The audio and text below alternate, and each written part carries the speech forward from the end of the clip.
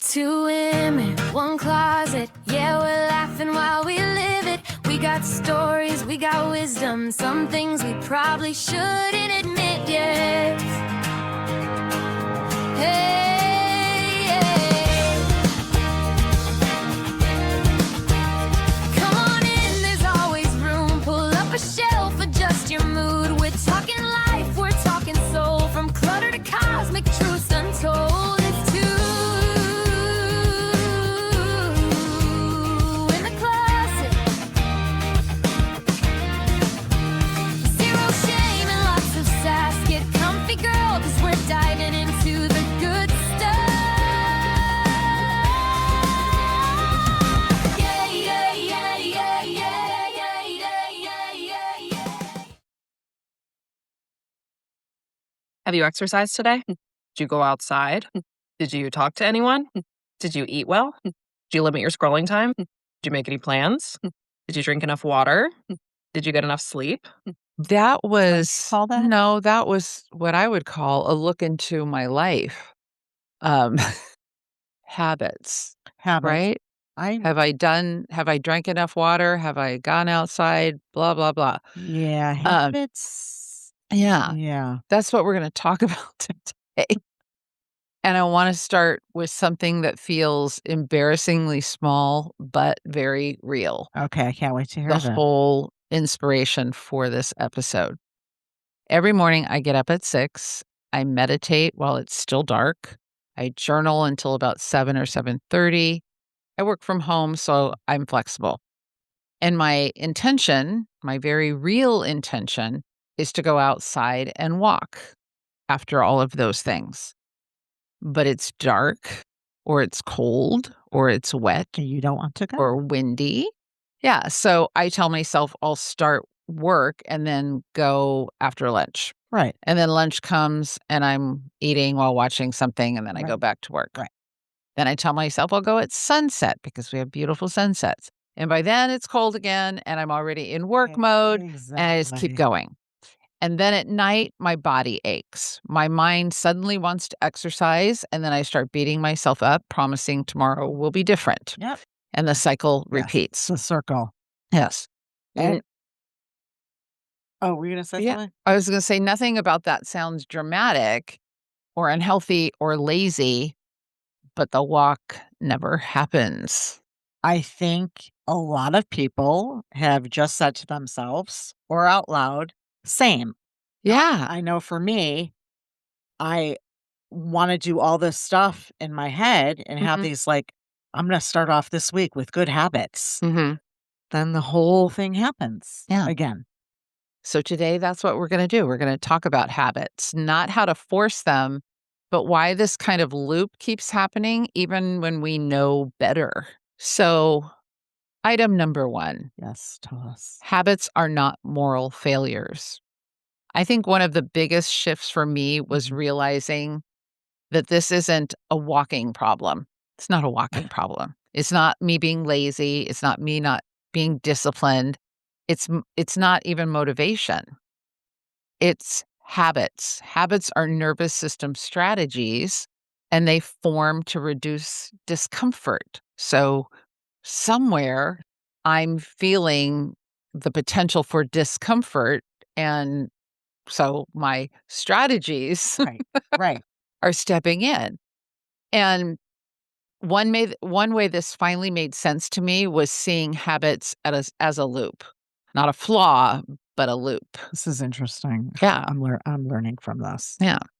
So it usually starts with something uncomfortable: boredom, stress, fear, loneliness. Sometimes it's just restlessness. I can So then we reach for something, right? Yep. Sugar, scrolling, alcohol, weed, overworking, procrastinating, numbing out. And what we get isn't failure, it's relief. Temporary. Right. Very temporary. It's dopamine, it's a distraction, it's a sense of safety. And then we repeat. Right. When you say it like that, it doesn't sound bad. It sounds human. Exactly. We're all human. We're all Yeah. doing the Yeah. same thing. Yeah. The habit isn't the problem. The habit is the solution our system knows. It's the only one right now, right? So a brain seeks relief, there's predictability, and there's safety. And that once that habit works, if it's still there, it's serving something for that person. So that's really important when you're paying attention to your habits. What is it serving? Right. Is it serving, right? So when we say that the habit is the solution our system knows, Mhm. think of it as the brain seeking relief and predictability and safety that forms that habit. And once that habit works and it's still here, Right. it's serving something. So important questions to be aware of and to ask, because if it's here, it believes it's helping. Right. So what is this habit serving? How is this habit serving me? And This is when you think about habits, you can think of it as a choice or an automatic system just automatically does that, right? right. Is this you mean our beliefs? No, your habits. Your habits. Do you feel like you Have choices? choices versus they're just on autopilot? For me, I would say choices Yeah. because I would like to do all these, wake up at a certain time, go to bed at a certain time, take time for myself in the morning before I grab my phone and whatnot. Start off maybe taking a walk or doing something exercise wise. Those are choices, but I choose Not to. not to do that. Even though you want to. I Even want though you to. want I to. want to, and Yes. every day I Yeah. say, "I'm gonna do yoga. I'm gonna do Pilates. I'm gonna move my body." Month later, I mean, it's like a cycle. So, I think it's a choice because I could choose to Yeah. do the right Yeah. habits, you know? So again, if it's still here, it's helping for some reason, right? And there's another layer of habits and the whole process that surprised me. I don't just shame myself in private because I can do that when I don't Easy. stick to a good habit Right. or I involve myself in a bad habit, right? Um, Sometimes it gets activated socially.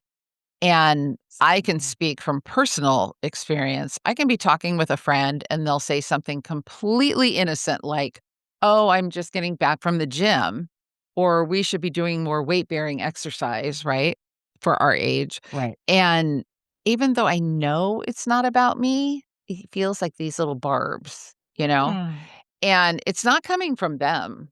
It's coming from Right, I me. was gonna say it's something Yeah. in you that Yeah. feels that they're, Yeah. um And that's not jealousy, it's not judgment, that's just my shame getting poked, right? well, it's your shame because you would like to be doing those things. Yeah, and then I feel ashamed that I didn't You know, or I that I don't stick to, right? I feel that way too, so I completely understand. Yeah, and it can activate when we feel like we're behind or we're exposed. My Right. friend runs 5Ks regularly, she runs every opportunity she gets. Some days I don't leave my house, so I Right, can spiral, but you you know. can't but you're choosing not to, you can. I know, but I didn't do what I said the Right, habit that I wanted right, to right, create, right. right? So that can create shame. Yes, 100%. And then the body starts reacting before any kind of logic steps in, right? So it doesn't even need anybody to attack us. It attacks through I was gonna us, right? say it already goes It's there. it's self-inflicted. So when someone hears the gym, my nervous system says, "You should be doing better," right? Mine does the same thing. Yeah, even if nobody said that to Right, me. it's still in my mind. Yeah, and it's like my body goes, "Oh, no, I've been seen," right? Shame. So it's not the comment, it's the meaning my system assigns to it. It's our Perception. it's also mindset, would you Yeah, say? yeah, yeah, it's totally. Um, what helped me realizing that trigger wasn't a message to try harder. Mhm. It was information. It was pointing to a place in me that already felt tender And triggers don't mean we're failing. They just mean something inside of us wants a little bit of care. I love that. I'm gonna Yeah. put that on a poster. Bumper stip, but that's true. No, it is. Like that's if if I was triggered by something you did all the time, there's something in me Right, that needs some sort of attention and care. But if that space in me had the attention and care, it wouldn't matter to me. right. So What triggers us on the outside is it's really just in it's inner. part of us Yeah, asking for I to be seen, I to be am healed. I am gonna write that on a piece of Yeah. paper. Yeah. So every time I reacted by turning that into self-criticism, Mhm. I reinforced my loop, discomfort, shame, avoidance. And then I'm never going to do it because I'm caught in that loop. Right. So So, how is this how you got yourself out of the it's loop? how I recognize that I was, you Okay, know? okay. So if I could name it, like, oh, this is that loop. I said I was going to get up and walk and I didn't. And now I'm feeling shameful. And, I'm just gonna avoid it even Right, more right, tomorrow, like, right. it's not gonna happen today at all, Because then right? screw it. And then I'm back to I feel like crap because I didn't do it, and I know I need to do it, so I feel that Right. discomfort, so it's just I keeps just going want you up. to know so many people feel the same way. Yeah, Like, this is like, I think, a overall kind of we thing. all We all deal do with it. yeah, yeah. So, here's a way to shift Okay, this. I can't wait to hear this. Yeah. Now, when stuff like that happens to me, I try to pause and say, this isn't about them. This is about pressure I'm already carrying. Right, And that alone creates a little bit of space. Like I can feel a deeper exhale, even, right, right? right. And the shame is the worst part. So for me, it's nighttime when I'm falling asleep, the regret. And So now my fuck. body hurts because I didn't get up and move. Right, And I said I was going to do it last night. And I'm in my spiral, right. It's right? the loop. Yeah. So the regret, self-talk, what's wrong with you? Why can't you do that? You know how awful you feel tonight. You Right. know you would feel better You'll if you feel did better if something, right? you go do Yeah. it. So shame dysregulates the nervous system, and dysregulation increases avoidance. See? It goes And it's all shame does not motivate anybody to change. no, it makes you more, in the same. Yeah, so you can't shame yourself into a regulated nervous system. So the shame actually keeps the habit going. Yes. It's a vicious Yeah. cycle. Um, it doesn't stop the loop, it's pretty much cements it. So it makes sure it keeps going. But if we're too gentle, don't we just let ourselves off the hook? Well, that's the tension point. So gentle does not mean pretending not to matter, right? It doesn't mean bypassing what you're doing or not, and it's being honest without being cruel to yourself, Oh, right? Compassion without honesty becomes enabling. How many of us know somebody that has a lot of compassion for something that they can see we're going through, that they could, give solid advice on how to move through it, and then that's it. They just are full of compassion, and they keep giving you and allowing you and creating possibility for you, right. um, Enabling. enabling, Yeah. right? And I then I that it's dependence, right? all experience. And honesty, yeah. So honesty without compassion is abuse. So you have to come together in honest compassion, Uh, in a non-hurtful way, but a way to be honest. this is very helpful, by the way. Yeah. But that's tying it back to walking. It does matter that my body needs movement, and it also matters that my system is choosing safety. So the the important part of that changed everything for me, because I realized that the nervous system chooses predictable discomfort over uncertain pain. Mhm. So I know that I'm going to ache when I go to bed tonight, 100%. but I don't know what I'm going to feel like if I go on a 5-mile hike. Right. And the actual That starting, is the hardest part. yeah, and that creates and carries an emotional risk. Because what if it doesn't work out? What if I can't? And then the avoidance protects you from your self-attack, and it just, So it's really a disservice yeah, it's safer not to start than than to to start. start and disappoint yourself. Isn't that the truth, though? Well, no, it is because 'cause I'm thinking to myself, "Oh, why aren't all these food plans and diets don't, work and not work and la, la, la, la, it's a circle." But you just You're in the loop. what you just said, what was the thing you just said? I said it's safer to start than to start and start than to start and disappoint. That's it. Yeah, That was yeah, huge. yeah, Poster. yeah, but it's true.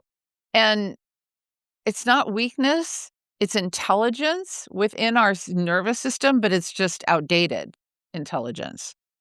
So if you're listening and thinking, this is me, we want you to know there's nothing wrong with you. Your system learned something, and learning can be updated. We can I all love do that. that. We can always learn new things. Yeah. So, listeners, think about what's your version of the walk that never happens in your life. What Right. is the thing you keep vowing to do that you don't follow through on? Or I'm gonna start tomorrow. Right. That's And my thing. yeah, how do you talk to yourself when it doesn't happen?